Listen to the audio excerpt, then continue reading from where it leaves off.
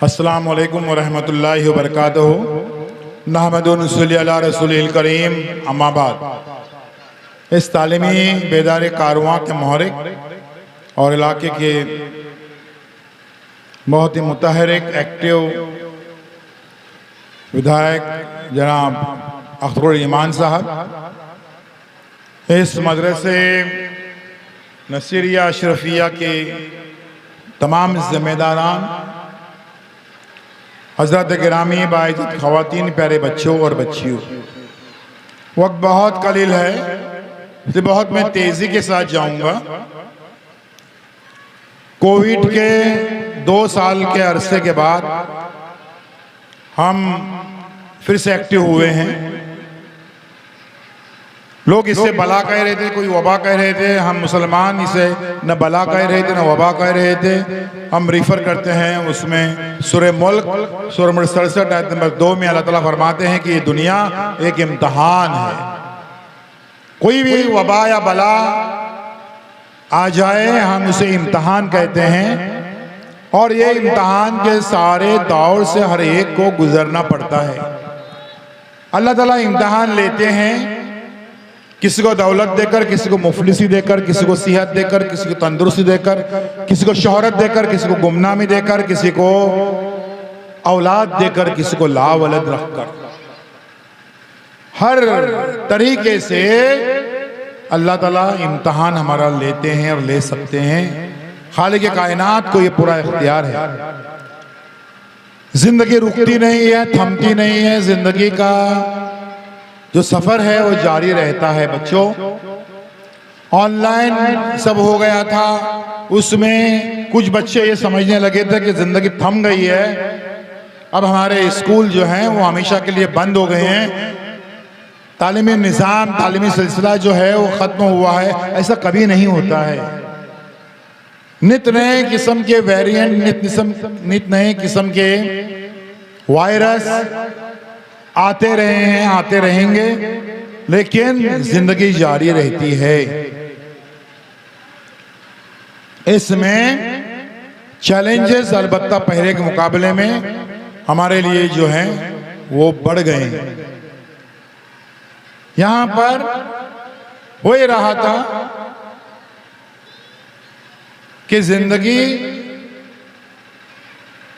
के ताल्लुक से जो मुकाबले पहले थे उससे थोड़ी ज्यादा और मशक्कत हमको करनी पड़ेगी। बच्चों, हम मुसलमानों का एक मुस्तनद बहाना है आज़ादी के बाद से अब तक, और उसका नाम है हालात। कि हमारे हालात खराब हैं, हमारे अब्बू रिटायर होने ने, 5 भाई ने, क्या खाएंगे, क्या कमाएंगे, वगैरह वगैरह। बच्चों, हालात का मुंह मोड़ना सीखो। हालात कभी किसी को मुआफिक नहीं मिलते। हालात का मुंह मोड़ना सीखो। मैं ये बात मानने को तैयार नहीं कि आप में से कोई बच्चा ज़हीन है, मेहनती है और आपकी पढ़ाई सिर्फ इसलिए रुक रही है क्योंकि आपके हालात दुरुस्त नहीं है। हल उसका यह है, इस्लाम के हर बात में एक हिकमत है, हिजरत में भी हिकमत है कि अगर आपके यहाँ पर हालात मुआफिक नहीं हैं तो हिजरत कीजिए, ऐसी जगह पे जाइए जहाँ पर मुआफिक हालात हैं, और हालात दुरुस्त होने के बाद दोबारा अपनी जगह पर, अपने इलाके में, अपने गांव में, अपने वतन में वापस आ जाइए। ये भी सुन्नत रसूल सल्लल्लाहु अलैहि वसल्लम का एक पहलू है। इसलिए आप हमारे जुनूब हिंद में आ जाइए। तालीमी अंधेरा वहां पर भी पहले था। लगभग 30 साल पहले गांव-गांव, शहर-शहर, करिया-करिया, देहात-देहात, मोहल्ला-मोहल्ला, गली-गली जाकर ये तालीम और तालीम की रट लगाने को हमने शुरू की। उर्दू के ताल्लुक से माहौल भी सही हो गया और मुसलमानों के तालीम के ताल्लुक से भी माहौल अल्हम्दुलिल्लाह बहुत हद तक दुरुस्त है। उर्दू के ताल्लुक से मैं बताऊं कि सिर्फ महाराष्ट्र में 932 उर्दू मीडियम हाई स्कूलें हैं, 2750 उर्दू मीडियम प्राइमरी स्कूलें हैं, 112 उर्दू मीडियम जूनियर कॉलेजेस हैं, हमारे यहाँ पर नीट के अलावा जो एमपीएससी के इम्तहानात वगैरह हैं ये उर्दू में हम लिख सकते हैं और लिख रहे हैं बच्चे बड़े ही खुद एतमादी के साथ उर्दू में बच्चे हमारे जा रहे हैं मजबूरी के तहत न कि फीस नहीं भर सकते इसलिए हम उर्दू मीडियम में जा रहे हैं, ऐसा नहीं है। 3 मकामात पर जुनूबी हिंद में मुसलमानों के कायम की हुई यूनिवर्सिटियां हैं। पुणे है, उसके बाद में जो है वो अभी जो डीम यूनिवर्सिटी और बनने जा रही है औरंगाबाद में, गुलबर्गा में ख्वाजा बंदे नवाज के नाम से एक यूनिवर्सिटी लगभग वजूद में आ चुकी है, मेडिकल कॉलेज है ही है उनका। ये शब रोज की मेहनत से आनन फानन नहीं हुआ है। हमारे यहाँ पर और आ जाइए अपने बच्चों को भेजिए वहां पर। तेलंगाना में, आंध्र प्रदेश में, कर्नाटक में कई ऐसे कॉलेजेस हैं, इंजीनियरिंग कॉलेजेस हैं, आर्किटेक्ट के कॉलेजेस हैं कि जहां पर 25% से ज्यादा से लेकर तो 100% की फीस माफ हो सकती है और बच्चे आला तालीम हासिल कर सकते हैं। इसलिए कहीं पर भी घुटन में जिंदगी मत देखिए, बगावत कर दीजिए इन हालात से कि हमें ये मंजूर नहीं है। बेबसी और कसमपरसी की जिंदगी मंजूर नहीं है। अपने पांव पे खड़े होने के लिए, खुद कफील बनने के लिए, उसके लिए आप हिजरत करना पड़े तो वो कर लीजिए। हम बात कर रहे थे कि ये तालीम और तालीम, इसके अलावा हमें कोई और चारा भी नहीं है, क्योंकि अल्लाह ताला फरमाते हैं सूरह ज़ुमर सूरह 39 आयत नंबर 9 में कि क्या इल्म वाले और बगैर इल्म वाले बराबर हो सकते, मतलब नहीं हो सकते। यहाँ पर वालिदैन की, माँ बाप की जिम्मेदारियां कई गुना बढ़ जाती हैं। माँ बाप की जिम्मेदारियां कितनी अहम और कितनी इंपॉर्टेंट है ये बताने के लिए जल्दी से मैं 1 मिनट में एक मिसाल दूंगा। एक जगह पर एक मैदान में म्युनिसिपलिटी के 2 वर्कर्स कुछ काम कर रहे थे। एक आदमी एक कुदाल लेता है, उससे एक गड्ढा खोदता है, 2-3 फीट का गड्ढा खोदता है। फिर दूसरा वाला आदमी आता है, वो मिट्टी भर देता है, लेवलिंग कर देता है। फिर से पहला वाला आदमी जो है वो गड्ढा खोदता है, मिट्टी ऐसा गड्ढे खोदते आता है, मिट्टी भर देता है। एक आदमी खड़े खड़े ये तमाशा देख रहा था। बोले क्या बात है भाई, तुम इतनी मेहनत से ये गड्ढा खोदते हो और ये आदमी आता है और मिट्टी भरता है, लेवलिंग करता है, क्या बात है? बोलता है तुमको मालूम है क्या, हम म्युनिसिपलिटी के 3 वर्कर्स हैं, 3 मुलाजिमीन हैं। मेरा काम ये है कि मैं ये गड्ढा खोदूं। दूसरा और एक आदमी है, वो काम पे नहीं आया है, गैर हाजिर है, उसका काम ये था कि वो उसके अंदर, उन गड्ढों के अंदर बीज डाले। और ये तीसरा आदमी सा काम ये है कि वो मिट्टी भर दे, लेवलिंग कर दे। अबे दूसरा आदमी, बीज डालने वाला आदमी गैर हाजिर है, हम उसका इंतजार नहीं। खोदने का मकसद क्या था? दरख्त उगाना। लेकिन ये दूसरा आदमी, बीज डालने वाला आदमी, गैर हाजिर होने की वजह से मकसद ही खत्म हो गया। हमारे समाज में, हमारे माशरे में वो आदमी मुस्तकिल गैर हाजिर है और वो हैं वालिदैन। क्या हो रहा है हमारे तालीमी निज़ाम में कि टीचर्स पढ़ा रहे हैं, काम दे रहे हैं, होमवर्क दे रहे हैं, सजा दे रहे हैं, गड्ढा खोद रहे हैं। इतना इम्पोर्टेंट अहम रोल है माँ बाप का। फिर हमारे यहाँ पर हो क्या रहा है, हो क्या रहा है? और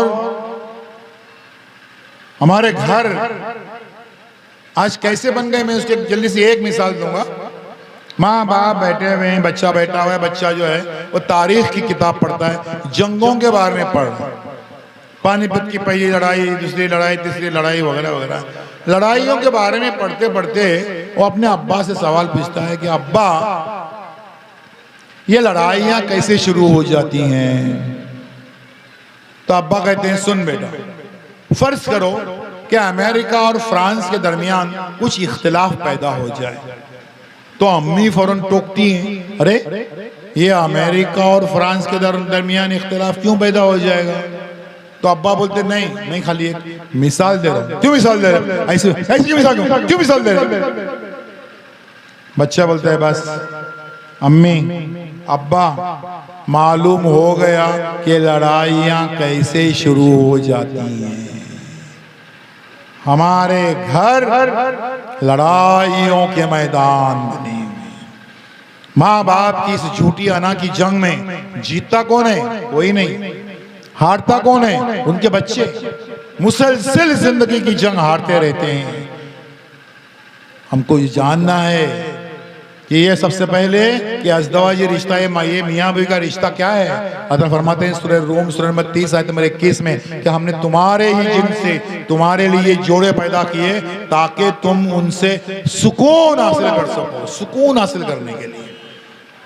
और इसके लिए हमको एक दुआ सिखाई गई है। अल्लाह फरमाते हैं सूरह फुरकान सूरह 25 आयत में 74 में क्या अल्लाह मेरी बीवियों और मेरे औलाद से मेरे आंखों को ठंडक अता फरमा। मियाँ बीवी का रिश्ता क्या है? दिल के सुकून के लिए और आंखों के ठंडक के लिए। और हमारे घर बॉइलिंग चैम्बर्स, उबलते हुए चैम्बर्स नहीं है। ये हाल है हमारे घरों का।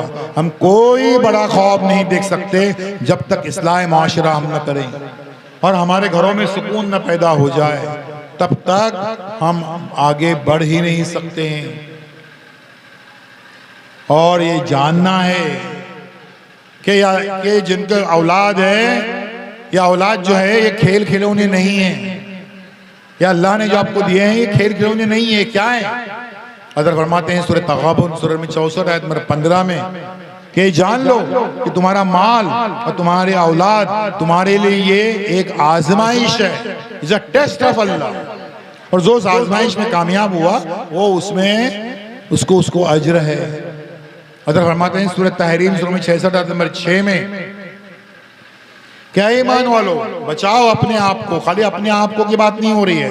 आए ईमान वालो बचाओ अपने आप को और अपने अहलो अयाल को उस आग से जिसका ईंधन इंसान और पत्थर हैं। खाली अपने आप को नहीं। हमारे उम्रा हो रहे हैं, हमें तहज्जुद भी नहीं छूट रही है, लेकिन आपके बच्चे जो हैं वो न नमाज पे पाबंद है, न नमाज के जरिए से पैदा की जाने वाली चीजें जैसे कि फरमा बरदारी, बड़ों का अदब, इससे वाकफियत रखते हैं। वो सारे हमारे अकाउंट में लिखे जाएंगे। हमारे बच्चों की नाफरमानियां सारी की सारी हमारे सूरह तहरीम की ये आयत जो है ये बताती है। माँ बाप की जिम्मेदारी जो है वो इंतहाई अहम है। अब यहाँ पर अक्सर बच्चे, अक्सर वालिदैन जो कहते रहते हैं वो शिकायत उनको यही रहती है और अल्लाह से शिकायत करते हैं, अल्लाह तेरे को मैं मिली थी, मुझे ऐसा बच्चा दिया। ख्वातीन हज़रात सुन लीजिए, इस धरती पर, अरे हिंदुस्तान में नहीं, इस धरती पर जितने बच्चे हैं उनमें से 5% बच्चे जो हैं वो जीनियस हैं। 5%, 20% बच्चे इंटेलिजेंट हैं, 25% हो गए जीनियस, बहुत ही होशियार और होशियार, और 75% बच्चे, 75% बच्चे average, below average, slow learners, हत्ता के मेंटली रिटार्डेड। 75% बच्चे औसत दर्जे के हैं, कमजोर हैं, कुन जहन है या जहनी मफलूज हैं। ये बच्चे हैं, ये सिर्फ हम आपके नहीं हैं। हमको करना क्या है? 2 नुकात ये प्रोग्राम में वालिदैन को देके जा रहा हूं और वो है हद दर्जे मेहनत और हद दर्जे सब्र। जो बच्चे ज़हीन हैं उनकी ज़हानत की कोई गारंटी अल्लाह ताला ने कुरान में नहीं ली है। अल्लाह ने गारंटी लिया है कुरान में सिर्फ मेहनत की। अल्लाह फरमाते हैं सूरह नज्म सूरह में 53 आयत 39, 40, 41 में कि इंसान को वही मिलता है जिसके लिए वो कोशिश करता है, और ये कि उसकी कोशिश देखी जाएगी, और ये कि उसके लिए उसका अज्र दिया जाएगा। कोशिश बराबर कामयाबी, ये कुरानी फार्मूला है। और अल्लाह ताला की रहमत का एक ठाटे मारता हुआ समंदर। फिर मैं वालिदैन की बात खत्म करके बच्चों पे आ रहा हूं। वो समझ लीजिए इंसानी समझ के बाहर है। आपका बच्चा कमजोर है, उस पर लेबल मत लगाइए, ये कमजोर है, ना अहल है, ना लायक है, कुछ नहीं कर सकता, नहीं। वो आजमाइश है। उस बच्चे को बेहतर बनाने के लिए माँ बाप अगर एक कदम आगे बढ़ाते हैं, एक कदम, तो अल्लाह ताला उसमें 10 कदम की बरकत देते हैं। 1 = 10। इंसानी समझ के बाहर है ये मैथमेटिक्स, ये रियाजी, ये हिसाब। एक कदम आप अगर आप आगे बढ़ाते हैं अपने बच्चे को बेहतर बनाने के लिए, खूब मेहनत और खूब सब्र, आंखों से आंसू जारी हो जाएंगे लोगों के ताने सुनते हुए। अरे सबके, सास ससुर दादा दादी सबों के, बहू तुमने तो कहा था बच्चा अच्छा रिजल्ट आएगा, गए टाइम जो है वो 65% आए, अभी भी वही है हाल, क्या मामला है। खूब आजमाइश से गुजरना पड़ेगा, लेकिन ये अल्लाह का वादा है कि जो मेहनत करता है उसको उसका अज्र मिलता ही है। इसलिए कमजोर बच्चों पर आपकी मेहनत बहुत जरूरी है। यहाँ पर आपको बताएं कि आपने बच्चों को कोई बड़े से ख्वाब दीजिए, कोई बड़ी सी मंजिल उसके लिए तय कर लीजिए। ख्वाब पूरे होते हैं ख्वातीन हज़रात, ख्वाब पूरे होते हैं। जो बातें कही जाती हैं कि हिंदुस्तान में मुसलमानों के साथ में तासुब होता है, तासुब लोअर लेवल पे होता है, हायर लेवल पे नहीं हो सकता। सिविल सर्विसेज के इम्तिहान में कहते हैं कि हमारे बच्चे जो वो प्रिलिमिनरी एग्जाम, मेन एग्जाम में पास होते हैं, इंटरव्यू में जाके रोकते हैं क्योंकि वो मोहम्मद शफीक है, मोहम्मद रफीक है। नहीं रोक सकते हो, इसलिए कि आपका नॉलेज का जादू जो है वो सर चढ़ के बोलता है। 275 मार्क्स का जो है वो इंटरव्यू है, 1850 मार्क्स की जो है वो रिटर्न टेस्ट है। उसमें अच्छे मार्क्स देने से किसने रोका है आपको? ऐसा हायर लेवल पे कोई चाहते हुए भी नहीं हो सकता है, रोक नहीं पाता है। तासुब होता है, ये सब जो है वो मनगढ़ंत बातें हैं। मेरी अल्हम्दुलिल्लाह 2 बेटियां हैं, दोनों डॉक्टर हैं। बड़ी बेटी ने एमडी किया एमबीबीएस के बाद में, और एमडी में पूरे महाराष्ट्र की 19 यूनिवर्सिटियों में एमडी में रिटर्न एग्जाम, ओरल एग्जाम दोनों में टॉप किया और 2-2 गोल्ड मेडल हासिल कर लिए।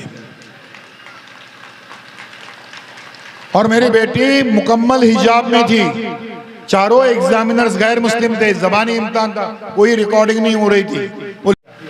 लेकिन कितने ही घुमा फिरा के सवाल पूछे, अगर आपके पास नॉलेज है आप उनको घुमा फिरा सकते हैं। तासुब का ये जो बहाना है छोड़ दीजिए। जिसको भी मुकाबला नहीं करने का है तो वो तासुब की डफली लेके बैठ जाता है। हम बात कर रहे थे कि आगे जो बढ़ना है तो उसके लिए कैसे क्या करने का है। आपके सामने कई सारे ये हैं, साइंस है, क्लासेस ये जो हैं ये जायज़ है। मैं तो यहाँ तक कहता हूँ कि ये अगर 20 लोग आपको नहीं मिले, 15 लोग मिले, अब 5 लोग नहीं मिले 5,000 रुपये मदद करने वाले, मैं तो ये तक कहता हूँ कि जुमा की नमाज के बाहर, मस्जिद के बाहर चादर फैलाकर उस पर मार्कशीट रखिए अपने बच्चे की और आवाज लगाइए, वे मदद करो भाई, मेरा बच्चा पढ़ने जा रहा है भाई, घर में बैठा है भाई, उसको मदद करो। आप बोलेंगे भीख, हाँ भीख मांगिए।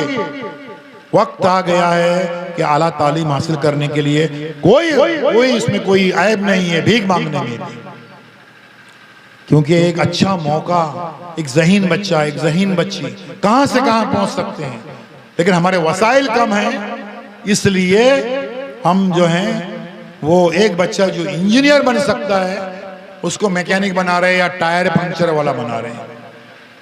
एक बच्ची जो डॉक्टर बन सकती है उसको हल्दी मेहंदी का कोर्स करा रहे हैं। ये बड़े ख्वाब देखिए, ये बिल्कुल मुमकिन है। सीबीएसई लेवल के इसमें सिलेबस में बुक्स, किताबें वे अहम है। पहले एक चलन था हमारे यहाँ पर, हमारी तंजीमें थी, वो कापियाँ, किताबें, बयाजें, यूनिफॉर्म, चप्पल, छतरी, बस्ता यहाँ तक महदूद थे। जिंदगी की गाड़ी अभी आगे बढ़ी है। अभी लगभग हर एक को एक जो है स्मार्टफोन, अभी स्मार्टफोन ऐसे आ जाएंगे जिसमें सिर्फ एजुकेशन के एप्स रहेंगे, ऐसे बिल्कुल आ रहे हैं। तो उसमें कोई ये बात नहीं है। बात हो रही थी जब स्मार्टफोन की, फोन की बात भी समझिए। ये बच्चे लोग पहले समझें कि ये जो स्मार्टफोन है इसमें सैकड़ों नहीं, हजारों किताबें नहीं, बल्कि हजारों लाइब्रेरियां इसमें महफूज हैं। लाइब्रेरियां, दुनिया की बड़ी बड़ी लाइब्रेरियों की सारी किताबें आपको यहाँ मिल सकती हैं। तो इसको सिर्फ नॉलेज हासिल करने का जरिया बनाइए, वरना ये इलेक्ट्रॉनिक मीडिया है, बहुत पावरफुल, बहुत तेज, जिंदगी तबाह कर सकता है आपकी। एक 5 मिनट का गलत वीडियो अगर एक बच्चे ने देखा तो उसका ये दिमाग बहुत कमजोर है, कच्ची मिट्टी का बना हुआ है हमारा दिमाग, टूट टूट कर जो है बिखर के टूट सकता है, फिर वो जुड़ नहीं सकता। इसलिए आप बच्चे लोग अपने तौर पर कंट्रोल कीजिए कि इसमें हम इसको समझते हैं कि मैं कोई गलत साइट पे जाऊंगा और फिर वो डिलीट कर दूंगा।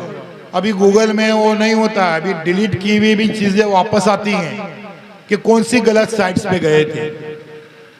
माँ बाप से मैं कहूंगा कि सबसे पहले वो अपने मोबाइल को लॉक न रखें, तो उनको हक पहुंचता है अपने बच्चों को कहने का कि आप लॉक मत रखो। ये अनलॉक सोसाइटी, अनलॉक समाज हमारे यहाँ पर तश्कील पाना चाहिए। न माँ बाप लॉक रखेंगे न बच्चे लॉक रखेंगे, कोई पर्दादारी नहीं करनी है। हमको मालूम होना चाहिए कि हर एक हम लोग कहाँ पर हैं, क्या है, उसके बाद में हम बच्चों को बोल सकते हैं कि तुम जो है लॉक मत रखो, हमको देखना है क्या करने का है। ये वबा बला ऐसे नहीं है, हर एक का होता है। एक कोरा कागज है, वो कोरा कागज है, उस पर हदीस लिख दीजिए, कोई अच्छी बात लिख दीजिए, या इंतहाई खराब बात या खराब तस्वीर बना दीजिए, कागज का कोई दोष नहीं है, हम उस पर क्या अमल करते हैं वो अहम है। हम बात कर रहे थे कि कैसे कैसे आर्किटेक्ट बन सकते हैं आपके बच्चे। कॉमर्स में जाने के बाद आपके बच्चे जो हैं वो चार्टर्ड अकाउंटेंट तक बन सकते हैं। सबसे बड़ा जो अकाउंटेंट होता है वो चार्टर्ड अकाउंटेंट होता है। हमारे मुस्लिम इदारों को चार्टर्ड अकाउंटेंट्स की बहुत ज़रूरत है। हमारे मदरसे के, हमारे मसाजिद की जो ट्रस्ट हैं उनका ऑडिट करने के लिए, क्योंकि अभी जो मौजूदा गवर्नमेंट है वो सारी आफतें हमारे मस्जिदों और मदारिस के ट्रस्ट पर ला सकती है, अचानक आ सकती है कि हमारा ऑडिट किया हुआ किधर है, किधर है हिसाब किताब वगैरह वगैरह। जिस मदरसे का इनकम महीने का 10,000 है उस पर भी खुदा न खास्ता वो मनी लॉन्ड्रिंग का केस, UAPA का केस लगा सकती है, कुछ भी कर सकती है। इसलिए हमारे हिसाब किताब साफ होनी चाहिए। हमारे नौजवान हमारे मोहल्ले के खुद CA बने और खुद अपनी खिदमत मस्जिद ट्रस्ट और मदरसा ट्रस्ट को ऑफर करें फ्री में कि हम आपका ऑडिट करेंगे। हम बात कर रहे थे कॉमर्स की। कॉमर्स में आगे जाकर जो है आप MBA भी कर सकते हैं, मास्टर ऑफ बिजनेस एडमिनिस्ट्रेशन, और MBA करके आप किसी कंपनी की खाली मैनेजर नहीं CEO तक बन सकते हैं। और ये बनना क्यों जरूरी है? आज से 12 साल पहले सऊदी अरब गवर्नमेंट ने एक पॉलिसी डिक्लेयर की थी, ऐलान किया था कि सिर्फ मक्का मुज़िमा और मदीना मुनव्वरा में नहीं, पूरे सऊदी अरब में सिर्फ मुसलमानों को नौकरी दी जाएगी। उस किस्म के इश्तिहार आने लगे, only Muslims, only Muslims, only Muslim. जानते हैं उसका अंजाम क्या हुआ? 6 महीने के अंदर सारे रिक्रूटिंग एजेंसीज ने सऊदी एम्बेसी में कंप्लेन कर दी कि भाई मुसलमान लड़के मिलते हैं लेकिन कायमे मिलते हैं, helper, driver, plumber, fitter, ward boy, room boy, चाय बॉय, जालू वाला, पूछे वाला, लाइन लगी मुसलमान लड़कों की। टॉप लेवल के मैनेजर्स एक मुसलमान नहीं, टॉप लेवल के कंसल्टेंट्स एक मुसलमान नहीं। 6 महीने के अंदर सऊदी अरब गवर्नमेंट को पॉलिसी वापस करनी पड़ी। अगर वो पॉलिसी कामयाब हुई होती तो सिर्फ सऊदी अरब में नहीं, सारे अरब ममालिक में, सारे मुस्लिम ममालिक में, तुर्की में सब जगह पर मुसलमानों को कितना % मिला होता रिजर्वेशन? कितना %? 100%। यहाँ की गवर्नमेंट हमको झांसा देती है 5% रिजर्वेशन देंगे, हम वारे नारे हो जाते हैं उनके। 100% रिजर्वेशन हमको हासिल था और आज भी हासिल है। और होता क्या है आज? टॉप लेवल का कोई सीनियर मार्केटिंग मैनेजर, कौन? सुब्रमण्यम या दीक्षित, उसकी तनख्वाह कितनी, हमारी मुकद्दस सरजमीन पे उसकी तनख्वाह कितनी, 6 लाख रुपए से लेकर 10 लाख रुपए माहाना। और उसका ड्राइवर कौन, अब्दुल, उसकी तनख्वाह कितनी, 15,000 रुपए महीना। खुश हैं हम लोग, ये 15,000 रुपए कमाता है हमारी। देखिए वो जिद्दा तक पहुंचते हैं, उससे आगे परमिशन नहीं पहुंचने की, वहां तक पहुंचते हैं। कभी क्यों नहीं हम सोचते हैं वहां कौन सी उन्होंने रिजर्वेशन पॉलिसी के लिए कोई हड़ताल किया, कोई धरना दिया, कोई एजुकेशन चलाया। अपने बलबूते पर हमारी मुकद्दस सरजमीन पे उन्होंने रिजर्वेशन हासिल कर लिया कि टॉप मोस्ट पोजीशन के लिए कोई अब्दुल करीम, कोई अब्दुल रहमान जो है वो लायक नहीं है, तो सुब्रमण्यम दीक्षित पांडे, देश पांडे, उसका अपॉइंटमेंट हो रहा है वहां पर। ये हमारी बेहिसी है कि हमारी मुकद्दस सारे लोग जाते हैं। सऊदी अरब में आप गए हो, देखेंगे जिद्दा तक, जिद्दा में लगभग थोड़ा कहीं आ गया, करीब थोड़ा आ गया, जहां पर हरम शरीफ करीब आ गया, वहां पर वो लाइन बनती है, 2 मुसलमानों के लिए एक लाइन और गैर मुस्लिमों के लिए एक लाइन वहां पर बनती है। वहां तक जितने भी इस्टेब्लिशमेंट हैं उन सब के हेड वही है, सुब्रमण्यम दीक्षित पांडे और देश पांडे। ये खत्म हो सकता है और मुमकिन है, बिल्कुल खत्म हो सकता है अगर हम जो हैं इसमें तालीम के तालीम उसके लेके चले। अपने कसम पुरसी बेबसी का रोना बहुत हो गया, आजादी के 75 साल गुजर गए इसका रोना रोते हुए। हालात यहाँ सही नहीं, अरे वहां तो सही है ना, जाइए वहां पर, फैमिली के साथ जा सकते हो, माइग्रेट हो सकते हैं। मैं तो कहता हूँ अगर आपको हालात यहाँ के खराब लग रहे हैं तो हमारी मुकद्दस सरजमीन पे वहां पर हमको माइग्रेट होने के लिए विद फैमिली स्टेटस वीजा मिलता है। किसने मना किया है? नहीं जाते हैं। लोअर कैटेगरी में फैमिली स्टेटस वीजा मिलता नहीं है, हायर कैटेगरी में मिलता है। और लोअर कैटेगरी में, मजदूर कैटेगरी में, वो जो ड्राइवर के लिए और गड्ढे खोदने के लिए, ये करने के लिए जो मिलते हैं, वहां पर आप हालत देखेंगे। एक डॉर्मेट्री होती है और एक के ऊपर एक जो है उनके बेड रखे जाते हैं, और एक 10 बाय 15 के रूम में जो है 30 लोग 40 लोग रहते हैं वहां पर, अपने हाथ से जो खाना बना के खाते हैं। ये मजदूरों की हालत हो जाती है।